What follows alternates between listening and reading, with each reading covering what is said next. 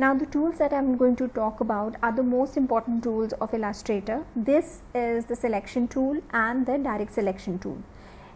You can say you cannot move any object without the selection tool. So this is a very important tool. We also call them by the name of the black arrow key that you see here is called the selection tool, and the white arrow key that you see here is called the direct selection tool. If you are a beginner, then you can click directly on the selection tool, but once you get a hang of it, I suggest you better learn the shortcut to make your work more efficient and faster. So let me repeat. It's V, as in on the keyboard you press the letter V to get the selection tool, and likewise you press the letter A to get the direct selection tool. Now to explain this better, let me just take the shape tool here.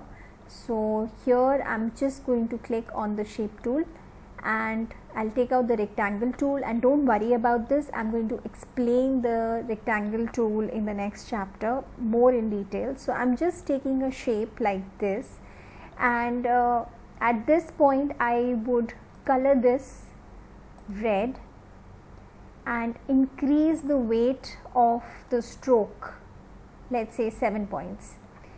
I will zoom this. So to zoom it, what I'm doing is I'm clicking on Control plus. So now I can click anywhere in the artboard,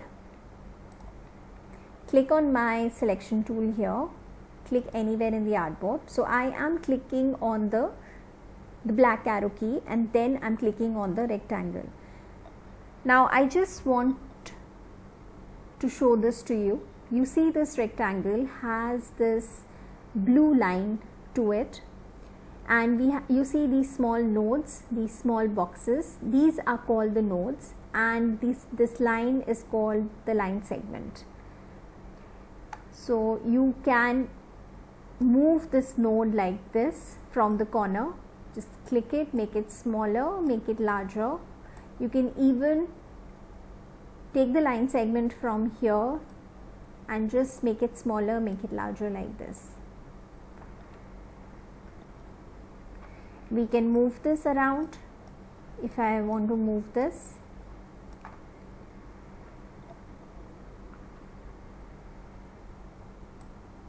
Okay, now this is not the only thing that selection tool does. You see these small dots?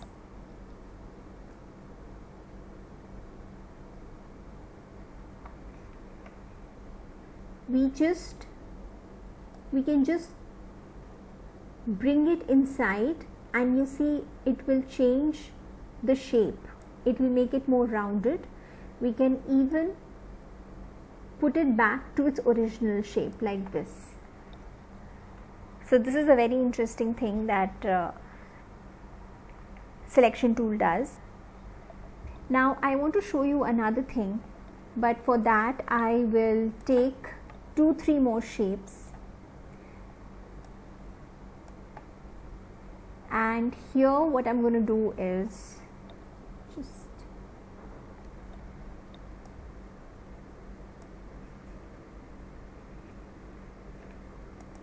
change the color of my boxes.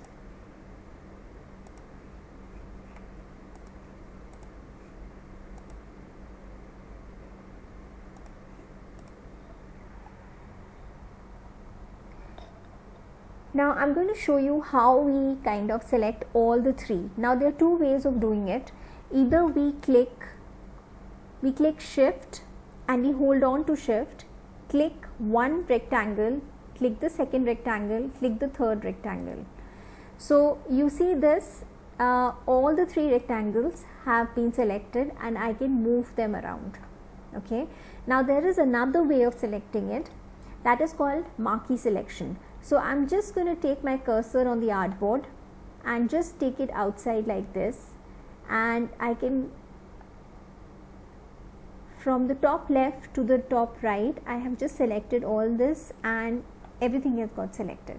Now the good thing about marquee selection is I can select only a small corner of the two rectangles. Let's say I want to just select these two rectangles. I've selected them and I can just click on it and both of them have got selected. I can also do another thing. I can select all of this. If I want to select along the third rectangle, I can select it like this. So all three rectangles have been selected. Now a very good thing about marquee selection is it's a very good practice when you are making complex designs, flats or illustrations. Okay, now let's talk about direct selection tool, and I will put these rectangles separately, just separate them just to explain myself a better. So I will go to my direct selection tool, and when I hover my cursor around it, you see Illustrator highlights that I am on direct selection tool. So this kind of gives you clue, like when you are just beginning to work with Illustrator, it just gives you a clue that okay, this one is a selection tool and this one is a direct selection tool. With the direct selection tool you can move the shape also, but there is more to direct selection tool. So let's just discuss this. So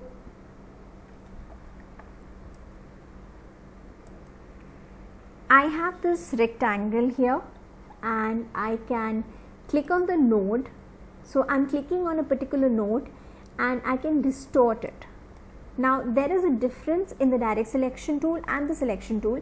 In selection tool we could not do this. I could not, like if I click on the selection tool and try to do the same thing, it will not let me do it. But when I click on the direct selection tool, it will let me do it. I can just double click on the anchor point and just select it like this, move it around. I can even distort it with moving the line segment. I can skew it up and skew it down. So this is how you basically move a line in direct selection tool.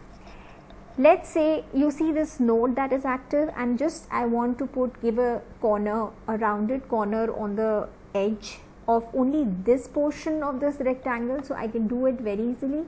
You see this, I have done this, and the other three corners have sharp edges to it. Only this corner has got that rounded effect. So this is a good thing about direct selection tool. It's a very interesting tool and we will work a lot with the selection tool and direct selection tool.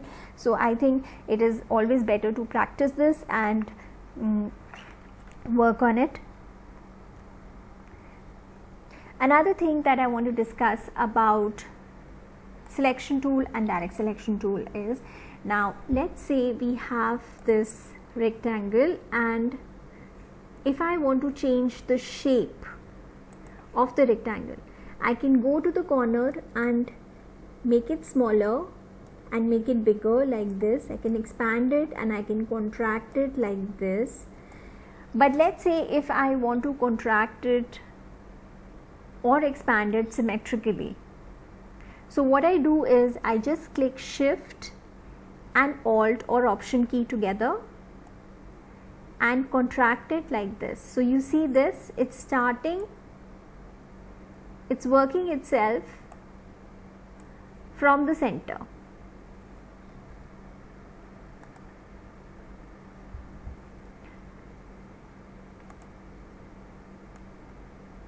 Like this and like this.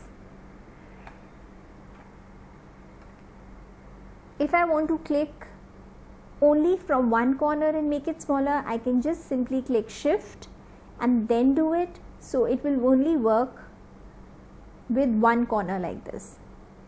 So I think this is something that we need to practice quite a bit to get used to the expansion and the contraction of the shapes. In the next chapter, we will learn about drawing different shapes.